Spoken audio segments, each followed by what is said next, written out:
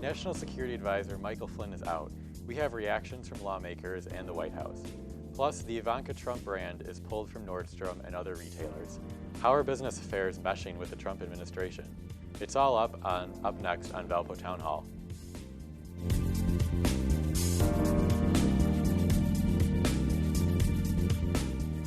Hello and thank you for joining us on VALPO Townhall here on VUTV. I'm Micah Topel alongside Carlos Cabaya as our Republican representative and Eric Smith as our Democratic representative. Guys, thanks for being here tonight. Thank you, Micah. The White House gave an official response Tuesday, the day after Michael Flynn resigned as President Trump's national security advisor. Flynn resigned late Monday after it was revealed he misled the vice president over whether he discussed sanctions with Moscow's ambassador to the U.S. before Trump was president. However, those conversations were recorded, and Justice Department officials told the White House that Flynn did in fact talk about sanctions with the Russian ambassador. It was a matter of days between when the White House was staunchly defending Flynn to when he tendered his resignation. White House Press Secretary Sean Spicer says President Trump asked Flynn to step down. We've been reviewing and evaluating this issue with respect to General Flynn on a daily basis for a few weeks, trying to ascertain the truth. We got to a point not based on a legal issue, but based on a trust issue, where the level of trust between the president and General Flynn had eroded to the point where he felt he had to make a change. The president was very concerned that General Flynn had misled the vice president and others. He was also very concerned in light of sensitive subjects dealt with by that position of national security advisors like China, North Korea, and the Middle East, that the president must have complete and unwavering trust for the person in that position. The evolving and eroding level of trust as a result of this situation and a series of other questionable instances is what led the president to ask for General Flynn's resignation. President Donald Trump and the chairman of House Intelligence Committee want an investigation focusing on the leaks surrounding the discussions between the Russian ambassador and Michael Flynn. Other lawmakers are taking the Trump administration to task for knowing about Flynn's actions weeks ago, yet doing nothing. So guys, what do you think about this whole situation? Do you think that, I guess really at the service, was it wrong for him to talk to Russian intelligence before Trump was in the administration, he was in this position? Yeah, I think it's completely inappropriate that he was talking with Russia before the administration had even been put in place, because he was specifically talking about Obama-era sanctions. And Michael Flynn was already under a lot of hot water for comments his son had made on social media, and with all the concern about Russia influencing our election, it's a terrible optics thing at a minimum. But then to further mislead the Vice President of the United States just opens all sort of dangerous paths there. So it was completely inappropriate. It's right he resigned, but I think there's still a lot more questions surrounding the situation that need to be answered. I agree with you that Flynn shouldn't have talked to Russia, but he did. And he was a Democrat at the time of the Obama administration, and I don't think there's too much legal issue with it. I think it's really just a trust issue for the Trump administration, so I don't think there's too much to worry about it. But of course, the Trump administration needed him to resign for trust, not legal issues. I do think it's concerning, though, that you had the National Security Advisor misleading the Vice President of the United States. What sort of administration has Donald Trump built that within 24 days his National Security Advisor is resigning?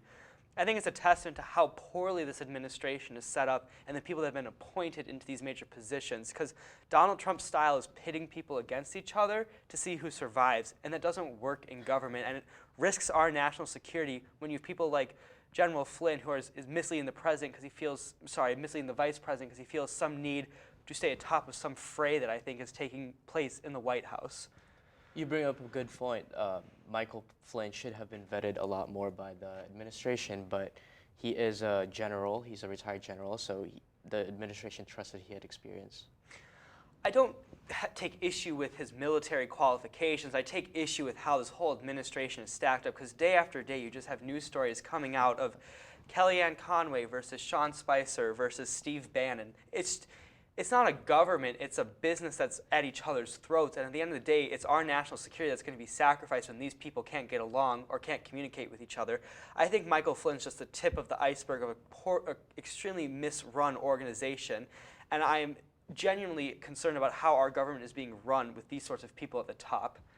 I will reiterate this from last week's show, but I do believe that a dumb government is better than a smart government because that's less corruption. I don't think that makes any sort of sense. I think a smart government is one that gets along together, can have initiatives come together, and work for the good of the people. When you have things pitted A good against... legislative government, sure, but the executive branch I don't trust too much. Well, how can there not be corruption when they're all competing for each other's jobs? They'll want to do whatever is necessary to keep their positions. There's been multiple news articles that Kellyanne Conway wants to become chief of staff over Reince Priebus. So these people are going to do whatever they want. So how can that not lead to corruption, as you suggest? I think a smart government is one that comes together. And there's very little corruption in the Obama administration. So I think there's a strong argument that working together... Little corruption in the Obama administration? Are you kidding me? Compared to the stuff that we have going on right now. There's no corruption in the current administration. There's just a lot of misorganization. But the Obama administration, who cheated Hillary's way into the nomination? Russia influencing the election. Cabinet nominees so far out of the mainstream and have scandals with almost every single one of them. Steve Bannon, who ran Breitbart, there is scandal all over the place here. I do not know how you can assert that this Scandal, not corruption. Two different words. Fair enough, but I still think you're going to find a ton of corruption because of the ties to Russia, going back to the Michael Flynn point, that is going to only be pushed further because we now have a national security advisor who compromised us with Russia. He's no longer a national security advisor, though. Well, so we can move on to the next little segment here. Members of Congress from both parties want more answers regarding the resignation of White House National Security Advisor Michael Flynn, as I imagine you guys would like more answers yourselves too. But there are different opinions on how far Congress should go when it comes to investigating the Trump administration's relations with Russia. Karen Kaifa has reports from Washington. Capitol Hill Democrats and Republicans have more questions about former White House National Security Advisor Michael Flynn. We're looking for facts and we're looking for evidence. We want to get to the bottom of these activities. We need to ask questions first and find out whether the scope of that committee or investigation needs to be expanded. But there are different thoughts on what to target. Democrats want to go broad. A core part of the House Intelligence Committee investigation has to be any Russian collusion with the Trump campaign, any contact with U.S. persons. Reports emerged Tuesday that multiple high-level Trump advisors had frequent communications with Russians known to U.S. intelligence during the presidential campaign. House Democratic leader Nancy Pelosi reiterated her call for an outside commission to delve into ties between Trump aides and Russia. So let's take it away from Congress and the White House. Let's put it in the hands of an independent commission. Some House Republicans say it's leaks by the intelligence community and possible motivations that need to be immediately reviewed. We need to find out who the leaking moles are who are violating federal law inside this government, because we can't function in a national security standpoint if we've got that kind of spillage coming out of the intelligence community. Republican congressional leaders have suggested an investigation of Flynn can be handled by a committee already investigating Russian attempts to influence the 2016 U.S. election. In Washington, I'm Karen Kaifa. So Carlos, do you think that even though Michael Flynn resigned, if it's still worth really going into all this investigation work when Congress could be doing other things with their time? I think Congress should be doing other things with their time. I don't think we need to waste any more tax dollars on Michael Flynn since he's already resigned.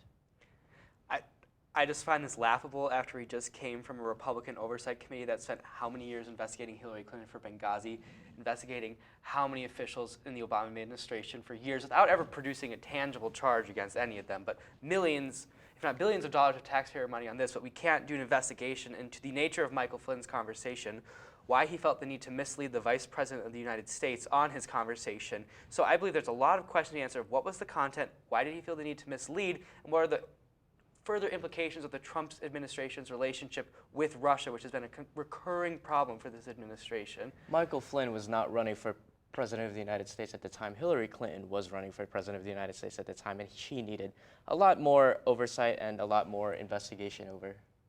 Michael Flynn was the national security advisor to the President of the United States. I think the Oversight Committee should be overseeing the person who was advising the President of the United States on national security. For 24 days.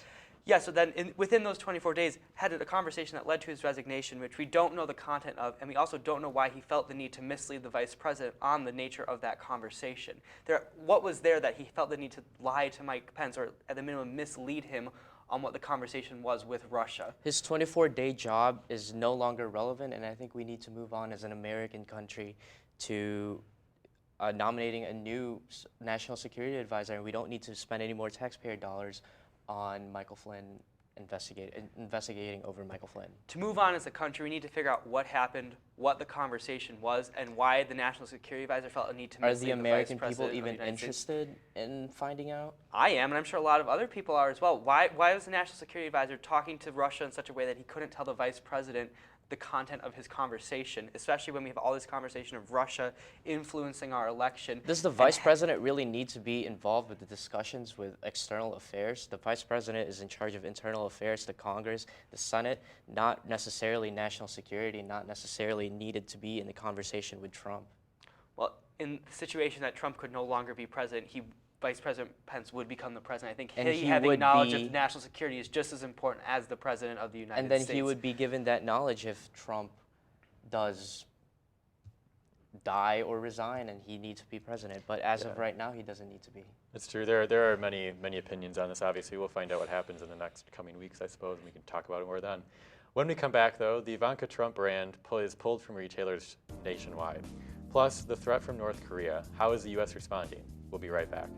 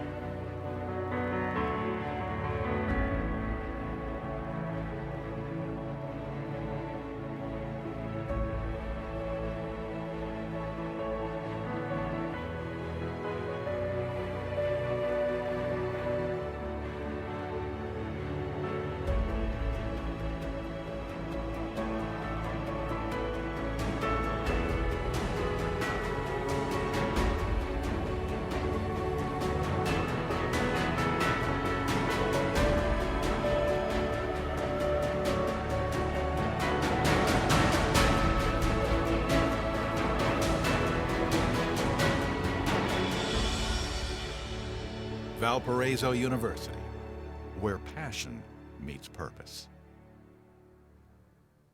A top advisor to President Trump should be investigated.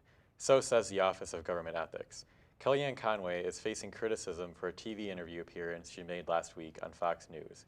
She told viewers to, quote, go buy Ivanka's stuff, end quote, referring to the clothing line of President Trump's daughter. Her comments came a day after the president himself chided retailer Nordstrom for plans to drop her clothing line. The director of the ethics office, in a letter to the White House, says there is, quote, strong reason to believe, end quote, Conway violated ethics standards. He suggests the administration consider disciplinary action against her. The letter comes after a group of bipartisan lawmakers asked the government ethics office to look into the matter. No response from the White House last week. White House Press Secretary Sean Spicer said Conway had, quote, counseled Conway later, or Spicer had counseled Conway, who later said that the president supports her 100%. Carlos, do you think that it is fair for business to pull a clothing line from someone who may or may not be related to the president? I think business owners need to stop dealing with politics. I think if they want to bring in some revenue, they need to get out of politics and stop making comments, and especially pulling a major clothing line out of their store because her father is the president is not necessarily ethical. I think businesses should be allowed to do what they want, and if the name is so toxic it's hurting their business, we are a capitalist free market society. They should be allowed to withdraw whatever they want and whenever they want, regardless of the person attached to it, even if they are the president of the United States. Well, wouldn't strong Republicans be pulling out of Nordstrom as well if they feel fit that it would be fit? I trust the company of Nordstrom to figure out what the benefits and risks are of pulling Ivanka Trump's line. I mean, they're a very successful company with a long history, and if they want to pull out from the line, they should have the right to do so. That's what makes American capitalist society so great. I think they made too strong of a judgment call on this pulling out Ivanka's clothing line from the store. Well, I think that's what happens with a president who makes continuous toxic statements day after day, and then I'm not criticizing Ivanka, but she shares his name, whether rightly or wrongly. Sharing that name comes with certain rights and responsibilities, including owning a piece of what your father is saying daily, which is extremely insulting and disparaging to many groups in the United States. Ivanka Trump doesn't even have a position in government. I don't think that's the point. I think it's her last name is shared with the current president, and thus when people see Trump, I don't think they could care if Ivanka Trump is vice president, president, or whatever. But you see, is that ethical? That's not ethical. I think there's nothing unethical for a company to pull their clothing line because it could lead to further problems, and they must have seen that keeping the Trump brand would be damaging down the road. Because if they thought it wasn't going to affect their bottom line, they would have kept it. Okay. So Eric, I guess we'll go right back to you here. What are your thoughts on the legality of Kellyanne Conway giving that plug for Ivanka Trump's line? Well, I go back to comments I made earlier in the show where Trump's style, as we saw in his other business practices, is to pit his advisors against each other. So they will do whatever it takes to say in his good book. So it's completely inappropriate. A person who counsels the president shouldn't be pitching his clothing line while she's representing the administration on national television. But I think these are the things you're going to see because his advisors have such a need to compete against each other to stay in his good graces. You don't have a team here. You have groups of people with their own staffs competing against groups of people with their own staffs within an administration. And you're going to continue to see ethics problems like this in an administration that's run the way Trump's is. I don't think are any ethics or legality problems in this situation. No. So a bipartisan group asked for this investigation, including the chairman of the Oversight Committee from Utah, who's a Republican, and the Office of Congressional Ethics, a nonpartisan organization, said there's an ethics violation. How then there's not an ethics violation in this situation? It's politics. There's going to be people calling for things to be done all the time for their own benefit. How does the Office of Ethics benefit from a false allegation of an ethics violation when it was requested by both Republicans and Democrats? There's no angle I definitely believe it is politically motivated, yes. There's no angle for the Office of Ethics to undercut itself because with something like this. It was a clear violation. The Republicans obviously knew it was a violation. That's why they signed off on the investigation so they could give themselves coverage from it, space from it later when it would be a problem later. So it is a clear ethics violation. I don't know how he can assert it's not with the facts of this case. Okay. Well, I still disagree. Well, security concerns are on the rise following a North Korean missile test. How is the Trump administration responding to the latest threat? We'll have more when we come back.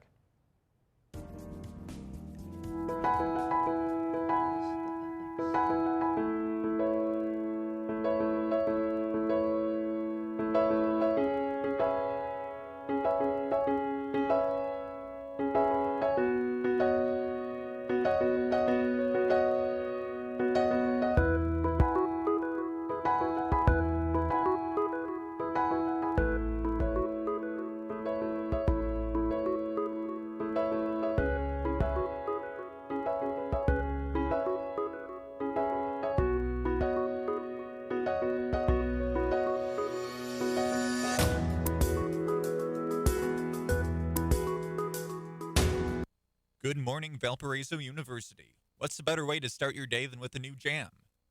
And WVUR has just what you need.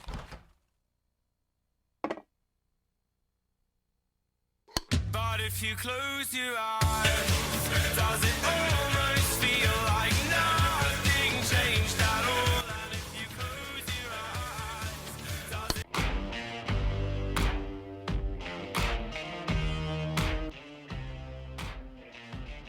If Daniel won't change your mind, baby, baby, baby, baby, right. broadcasting sports, news, weather, and music, on air, online, and on campus. WVUR is my jam. North Korea says it has successfully completed the launch of a new ballistic missile, according to the state media. The P-2, previously unpublicized part of its arsenal, which North Korean state media described as a medium long-range ballistic missile, was test-fired on Sunday under the supervision of North Korean leader Kim Jong-un, according to North Korea's Korean Central News Agency, KCNA. Kim was present at the site and personally gave the order for the launch, which was the first missile test by Pyongyang since U.S. President Donald Trump took office, KCNA reported. The agency described the missile as a Korean-style new type strategic weapon system. South Korea and the United States confirmed the launch Sunday. A U.S. official said the missile traveled 500 kilometers, which is 310 miles, before landing in the Sea of Japan, also known as the East Sea, and that it was launched from the North Pyongyang province.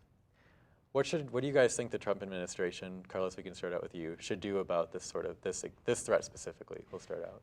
How Donald Trump and the Japanese Prime Minister handled the situation when they found out in Mar-a-Lago in Florida earlier this week.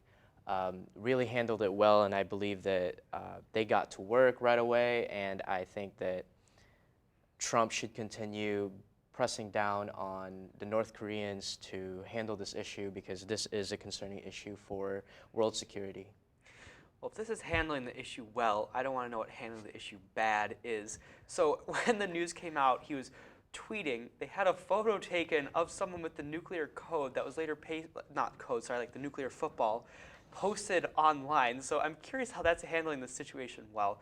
Moving away from that point, though, North Korea has always been a problem. They really don't listen to anyone except China.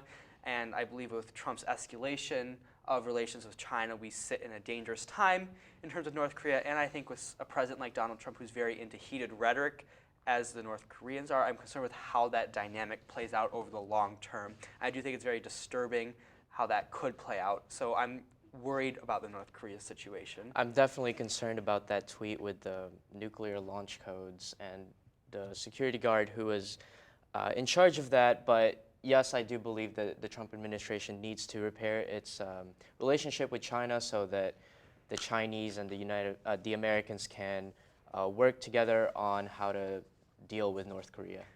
But I don't think you're going to see that work long term when Trump's entire economic platform is built on calling the Chinese government out as a currency manipulator. Not that I disagree with him for taking that stance, but I don't know how you work together from a foreign policy perspective when your domestic policy is driven on hurting the Chinese economy by calling them their currency manipulation. I think both the Chinese and American governments need to grow up and really work together. Right, but I also live in the real world. I'm not sure if that's going to happen. So we as the United States have to continue to be a leader in world affairs. I don't know how we can be a leader in world affairs when you have someone like Donald Trump who uses the rhetoric he does. Then we as the American people need to hold our leaders accountable. Agreed. Which is, again, why I asked why we are okay with Donald Trump tweeting the things he is. Why is someone not taking his Twitter account away? We can't really take away the Twitter account of the President of the United States. That would be a dumb idea. But maybe better for our national security. But back to the original point, I still think it's a concern that our president uses heated rhetoric. I think we just have heated rhetoric facing heated rhetoric. Unfortunately, North Korea is developing more capabilities to do something with its rhetoric. Do you guys think that Trump's response, beyond just the tweeting and the initial response, more like the long-term solution that he proposes, do you think it will be something that's appropriate or something that will further erode U.S. foreign relations as the travel ban I think what is we done? need to do is really press down on the North Koreans' military aggression is what is going to best handle the situation. Trump has absolutely no ability to respond to a situation in an appropriate manner because every time something happens, it's some tweet about oh, fake news, or screw this person, or this person is awful. That's not how a government responds to things. It can be how a private citizen responds to something, but representing the United States' position on things through 140 characters is not how foreign policy should be conducted or how it has ever been conducted. And I'm all about shaking things up and making things better for the long term, but having confrontational phone calls with world leaders, tweeting your reactions to things on the spur of the moment is not going to do anything positive for U.S. relations with most of our allies in the long term. I do agree with you. I think that Trump is crazy and Trump should not have been fit for the president of the United States. But you know why Trump won is because of the corruption in Washington. So, we've completely gone off on a tangent here. Trump won for reasons, well, he won the Electoral College. He lost by 3 million votes in the popular vote. And yes, he's our All president. from California. Which is still a state and still has people just like you and I. But exactly why we have the Electoral College is so that one region does not overrule the whole country. Back to the question we have here. Trump may have been elected for several reasons. That doesn't mean we're not going to continue to hold him accountable for the things that he is doing. And I think foreign policy is a major area of concern, should be a major area of concern for Democrats, Republicans, and independents alike, because Trump seems to have no understanding of how you work with world leaders. Just because you say something's going to happen doesn't mean it's going to happen. Like, Mexico is not going to build that wall. Most of our allies are not going to lift a finger to do things for him just because he says he can make them do it. So I don't know what sort of foreign policy he expects on having through bullying and 140-character tweets. Okay. I guess kind of going off of that a little bit, do you guys think that people in the country, or at least those who voted for Trump, have a right to be angry with him, considering one argument that I've heard at least is that he's really only doing things that he said that he would do? I mean, American people have the right to be angry. They have the right to free speech, right to assembly. But you know what? It's all our faults that he's the president, and we're going to have to live with it for the next 4 years. Well, I think you also had an intentional campaign of misinformation by the media, and I still think you're having an intentional campaign of misinformation from far-right news organizations like the World of Alternative Facts. How can we ever hold someone accountable for debating what our facts are? I think Trump is sliding through with the approval ratings he is and not having more people from his own party run against it because we don't live in a world of facts anymore, and I think he has no business. No, and I think the media is to blame for that. Yes, the far-right media. And the far left. You know, the senior counsel for the president, when it was in Barack Obama's administration, never went onto a news channel and tried to use the phrase alternative facts. Okay. Well, that about does it for this edition of VALPO Townhall. For Carlos Cabaya, Eric Smith, and all of us here at VUTV, have a great night, VALPO.